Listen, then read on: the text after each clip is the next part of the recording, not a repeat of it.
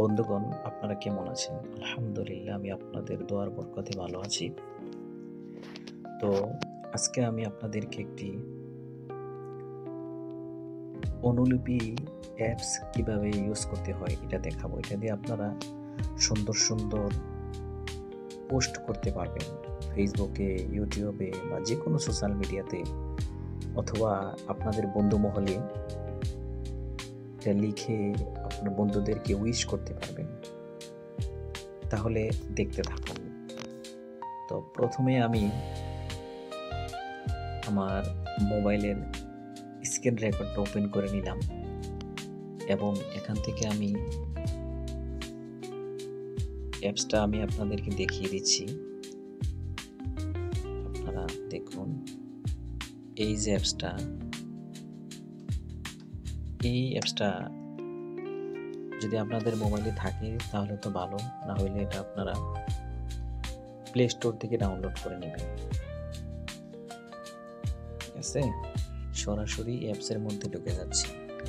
অ্যাপসের মধ্যে টাচ করে দিলাম, অ্যাপস ওপেন হয়ে গেল। এখন এখানে আসার পরে এই অ্যাপসের ড্যাশবোর্ডটা এরকম দেখতে পাবেন। তো এখানে আসার পরে এই যে আপনারা এগুলো দেখতেছেন, এগুলো কিছু কিছু পেইড, আপনারা পেইড করে ফেলছে। তো এই যে নিচে প্লাস বাটনটা দেখতে পাচ্ছেন, এই প্লাস বাটনে যখন আপনি টাচ করবেন তখন আপনাকে কাজ করার জন্য তাদের উইন্ডোটা ওপেন হবে। আমি টাচ করে দিলাম। টাচ করার পর এখানে 3টা ফাংশন ওপেন হইল: take picture, pick from gallery, draw or art. আপনি এখন সরাসরি মোবাইল দিয়ে পিকচার নিতে পারেন, বা আপনার গ্যালারি থেকে একটি পিকচার আনতে পারেন, বা আপনি একটি ড্র আঁকতে পারেন। তো আমি আমার মোবাইল থেকে একটি পিকচার নিয়ে আসতেছি। মাঝখানে টাচ করে দিলাম। টাচ করে দেওয়ার পর আমার মোবাইলের মধ্যে যে পিকচারগুলো আছে এগুলো, এই যে পিকচারটা একদম প্লেন একটা পিকচার আপনারা দেখতেছেন। এটা নেওয়ার পরে যে উপরে ডান পাশে টিক চিহ্ন দেখতেছেন, এটা আসার পরে এখন নিচে 2টা বাটন দেখাচ্ছে, একটা হচ্ছে ডোন্ট ক্রপ আর একটা হচ্ছে ক্রপ। আপনি কি এই পিকচারটা ক্রপ করবেন নাকি করবেন না আপনাকে জিজ্ঞাসা করতেছে। তো আমি এটা ক্রপ করব না, তাই ডোন্ট ক্রপে আমি টাচ করে দেব। এখন এই অ্যাপসের যে মেন চলে আসলো, মাঝখানে দেখতেছি এখানে লিখুন। নিচে দেখেন কাজ করার যে টুলসগুলো আছে, নিচে এগুলো সব দেওয়া আছে। এখন এখান থেকে আমি আমার মন মতো কিছু লিখব। লেখার জন্য এডিট ফাংশনে চলে যাব। যে নিচে প্লাস চিহ্ন আছে, প্লাস চিহ্নের সাথে যে এডিট লেখা, এডিটে চলে গেলাম। এখানে আমি লিখব বাংলাতে। আমি লিখতেছি, দেখেন।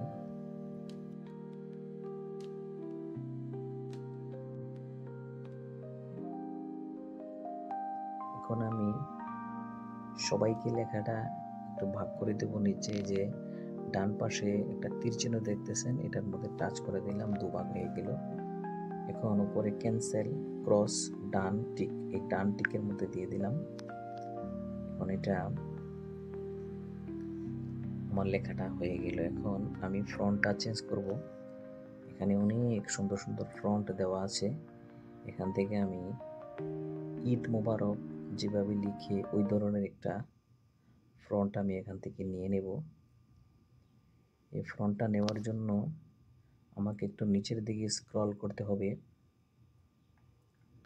নিচের দিকে স্ক্রল করে আমি এখান থেকে একটা লেখা নিয়ে নিচ্ছি। এই লেখাটা নিয়ে নিলাম, টিক চিহ্ন করে দিলাম, হয়ে গেল। এখন এটাকে বড় করব। এই যে দেখেন, সবাইকে ঈদ মোবারক লেখা চলে আসছে, টাচ করে দিলাম। এখন ফ্রন্টের কালার দিয়ে দিব। ফ্রন্টের কালার এইটা হলে কেমন হয়? হোয়াইট হলে সুন্দর লাগতেছে না, এই কালারটা দিয়ে দিলাম, বাস, অনেক সুন্দর হয়ে গেল। সবাইকে ঈদ মোবারক লেখা চলে আসছে। এখন নিচে দেখেন outline, wide, format, background, shadow, অনেক কিছু আছে। তো যার যেরকমভাবে প্রয়োজন হয় আপনারা এখান থেকে সবগুলা ইউজ করতে পারবেন। আমার এতটুকুই চলবে, আর কিছু লাগবে না। আমি এখানেই আজকের টিউটোরিয়াল শেষ করে দিলাম। এখন এটাকে সেভ করার জন্য আমাদের উপরে দেখেন, উপরে সেভ নামে একটি বাটন আছে। Save image to gallery, save as project file. তো আমি গ্যালারিতে নিয়ে যাব, এই জন্য টাচ করে দিলাম উপরেরটার মধ্যে। টাচ করার পর এখন আমার পিকচারটা গ্যালারিতে চলে গেল। দেখেন আপনারা, আমি আমার গ্যালারিতে যাচ্ছি। এই যে বন্ধুরা দেখেন, আমার লেখা অল কমপ্লিট। এখন আমি এটা যে কোনো জায়গায় ইউজ করতে পারবো। ঠিক আছে, ভালো লাগলে ভিডিওটি লাইক করে দিবেন। ধন্যবাদ সবাইকে।